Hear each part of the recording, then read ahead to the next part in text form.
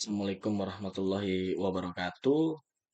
Selamat pagi, mahasiswa semuanya. Mudah-mudahan dalam keadaan sehat dan mudah-mudahan masih tetap semangat seperti itu. Di semester yang baru ini, nanti teman-teman akan ketemu dengan saya ya untuk mata kuliah bimbingan dan konseling. Ada beberapa capaian-capaian nanti harus kita buku bersama. Bagaimana nanti kita bisa melaksanakan perkuliahan ini, setidaknya teman-teman nanti bisa eh, mampu ya, bukan hanya mendeskripsikan tapi juga mengaplikasikan beberapa teknik dalam bimbingan konseling di pembelajaran teman-teman semuanya atau di sekolah teman-teman semuanya. Ya, potensi yang diharapkan dari perkuliahan ini adalah nantinya teman-teman itu mampu mencapai pemahaman tentang hakikat bimbingan dan konseling dan lain sebagainya. Ya, oke. Ini kita cek ya semuanya. Bisa dengan jelas terbaca dari situ dan kita langsung saja beberapa materi yang akan kita atau yang akan saya antarkan seperti itu di pertemuan kali ini adalah beberapa hal tentang pengertian bimbingan, pengertian konseling, prinsip PK, asas-asas PK, dan lain sebagainya. Oke, ya kita skip ya.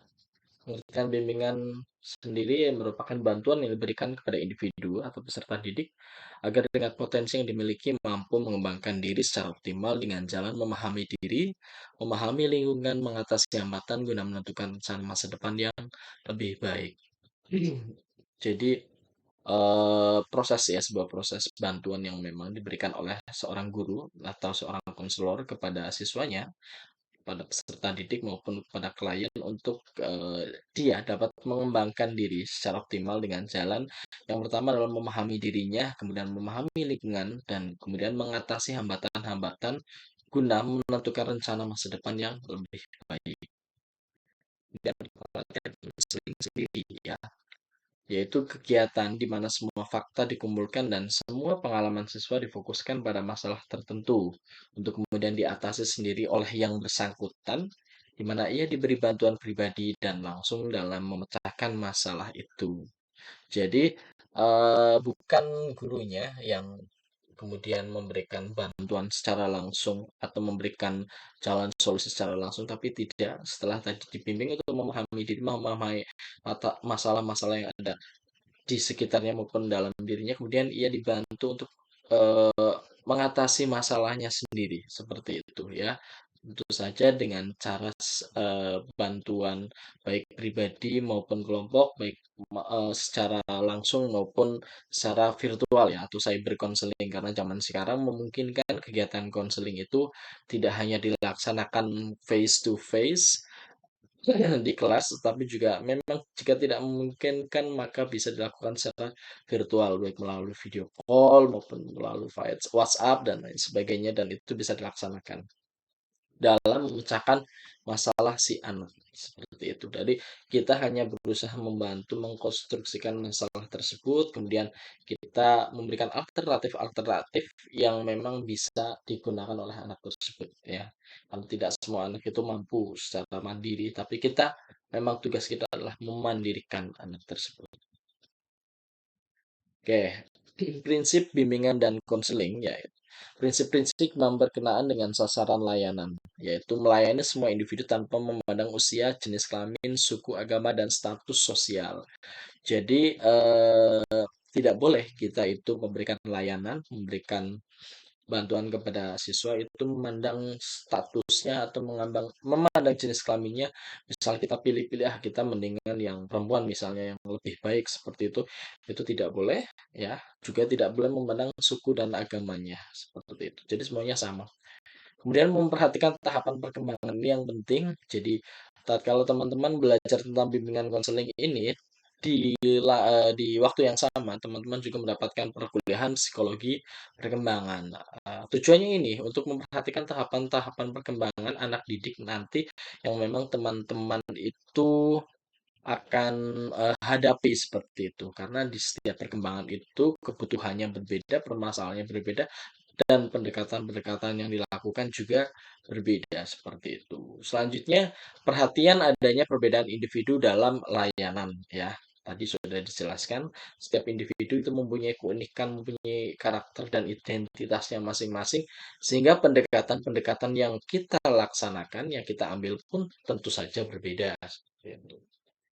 Kemudian prinsip-prinsip yang berkenaan dengan permasalahan yang dialami individu, yaitu menyangkut pengaruh kondisi mental maupun fisik individu terhadap penyesuaian pengaruh lingkungan, baik di rumah, sekolah, dan masyarakat sekitar. Karena seperti yang kita ketahui ya, kehidupan siswa itu sebagian kecil di sekolah, tapi sebagian besar justru di rumah dan di masyarakat sekitar. Sehingga akan sangat memungkinkan di sekolah itu dibimbing, dibina mentalnya, tapi kemudian mengalami semacam eh, apa gangguan-gangguan seperti itu yang terjadi di rumahnya misalnya atau di lingkungan sekitarnya seperti itu. Kemudian timbulnya masalah pada individu oleh karena adanya kesenjangan sosial, ekonomi, dan budaya. Nah, ini juga menjadi sangat penting seperti itu. Bagaimana kesenjangan sosial, bagaimana keadaan ekonomi itu mampu berubah seseorang atau mampu membuat seseorang itu menjadi terpuruk atau sebaliknya menjadi bahagia seperti itu. Oke, ini program bimbingan dan konseling diselaraskan dengan program pendidikan dan pengembangan diri peserta didik. Tentu tidak bisa dipisahkan ya dengan program pendidikan dan pengembangan dari peserta didik dengan program-program konseling yang nanti dilaksanakan seperti itu. Kemudian program bimbingan konseling harus fleksibel dan disesuaikan dengan kebutuhan peserta didik maupun lingkungan. Jadi tidak bisa kegiatan bimbingan konseling itu dilakukan dengan kaku ya, dengan penentuan waktu yang strap dan lain sebagainya karena harus fleksibel. Kita harus menunggu kesiapan dari siswa untuk melakukan bimbingan dan sebagainya, kesiapan dari apa namanya infrastruktur sarana prasarana yang dipunyai oleh sekolah dan lain sebagainya sehingga harus dilakukan secara fleksibel. Yang penting orientasinya adalah berdasarkan kebutuhan dari peserta didik seperti itu. Kemudian disusun dengan mempertimbangkan adanya tahap perkembangan individu dan bimbingan konseling perlu diadakan penilaian hasil layanan ya. Jadi setiap layanan-layanan itu tidak hanya dilaksanakan begitu saja tapi ada evaluasinya. Apakah layanannya sudah memadai, apakah waktunya cukup, apakah infrastruktur yang dilaksanakan memang mendukung pada aspek kebutuhan dan layanan atau sebaliknya. Nah, itu perlu dievaluasi atau diadakan penilaian hasil layanan seperti itu. Kemudian prinsip-prinsip yang berkaitan dengan tujuan dan pelaksanaan pelayanan yaitu diarahkan untuk pengembangan individu yang akhirnya mampu secara mandiri membimbing dirinya sendiri. Kemudian pengambilan keputusan yang diambil oleh konselor hendaknya atas kemauan dia sendiri. Jadi tidak boleh ada paksaan meskipun kadang kita tidak sabar gitu ya. Pada akhirnya kita menyuruh, oke hari ini kamu harus konseling dan sebagainya. Tapi kalau memang dia kondisinya tidak siap atau belum siap, maka kita tidak bisa memaksakan kegiatan itu berlangsung seperti itu. Kemudian dilakukan oleh tenaga ahli ya, yang relevan dengan permasalahan individu. Maksud dari tenaga ahli ini adalah tenaga profesional. Misalnya gurunya yang memang belajar tentang bimbingan konseling dan lain sebagainya. Jadi kadangkala memang terjadi kekeliruan dalam proses layanan karena bukan ahlinya. Misalnya yang selama ini banyak terjadi ya, guru olahraga kemudian menjadi guru bimbingan konseling, maka yang ada adalah proses-proses bukan bimbingan dan konseling secara langsung, tapi lebih kepada proses punishment, proses teguran dan lain sebagainya. Yang itu tidak dapat memandirikan, tidak dapat membuat eh, peserta didik itu mampu mandiri untuk mengatasi masalahnya sendiri ya. Kemudian kerjasama dengan personil sekolah dan orang tua dan bila perlu dengan pihak lain yang berwenang dengan masalah permasalahan individu. Nah, ini juga menjadi catatan penting bahwasanya guru bimbingan konseling itu tidak bekerja sendirian, tapi dia harus bekerja sama dengan pihak-pihak terkait. Ya, yang paling penting adalah dengan wali kelas, kemudian dengan guru mata pelajaran, kemudian dengan wakil kesiswaan yang juga dengan kepala sekolah ya dalam membuat atau merancang kegiatan dan kebutuhan bimbingan dan konseling. Juga bisa juga dengan pihak lain yang berwenang dengan polisi dalam melaksanakan kegiatan orientasi, kemudian dengan psikolog dan lain sebagainya dalam melaksanakan kegiatan misalnya alih tangan kasus dan lain sebagainya. Kemudian pelayanan bimbingan konseling melibatkan individu yang telah memperoleh hasil pengukuran dan penilaian pelayan. Oke, ini ya ada asas kerahasiaan, sukarelaan, keterbukaan, kegiatan kemandirian kekinian, dan lain sebagainya. Ini nanti akan kita bedah satu persatu di pertemuan yang akan datang.